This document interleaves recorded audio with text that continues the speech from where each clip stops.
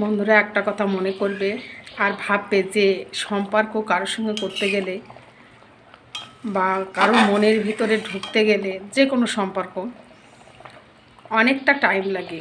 কারোর 2 মাস 6 মাস 1 বছর 2 বছরও লাগে মনের ভিতরে ঢুকতে গেলে।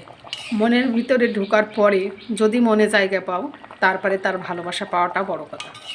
সেটাও হয়তো সময় লাগতে পারে বা তাড়াতাড়িও পেতে পারো, কিন্তু একটা সুসম্পর্ক নষ্ট করতে বেশি টাইম লাগে না। 1 সেকেন্ডের নিমেষেই সব কিছু ভেঙে তছনছ হয়ে যায়। বিশ্বাসটাও ঠিক তাই। তো কারোর সাথে সম্পর্ক ভাঙতে গেলে আগে 10বার ভেবে নেবে যে এটাই ভাবে সে আমার ক্ষতি করছে কিনা, সে আমার খারাপ চাইছে কিনা। যদি দেখবে যে না, সে খারাপ আমার চায় না বা সে আমার ক্ষতি করছে না, তাহলে তার সাথে সম্পর্ক নষ্ট করবে না।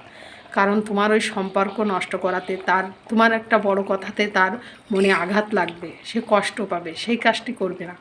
যে তোমার মনে ভালোবাসে না, ক্ষতি চাই, তার সাথে দ্বন্দ্ব করবে না, তার কাছ থেকে নিজেকে আস্তে আস্তে সরিয়ে নেবে। যদি তুমি তার সাথে দ্বন্দ্ব করে বা কোনোভাবে ঝামেলা করে তার সাথে সম্পর্কটা নষ্ট করো, তাহলে দেখবে সে তোমার ক্ষতি করার চেষ্টা করবে।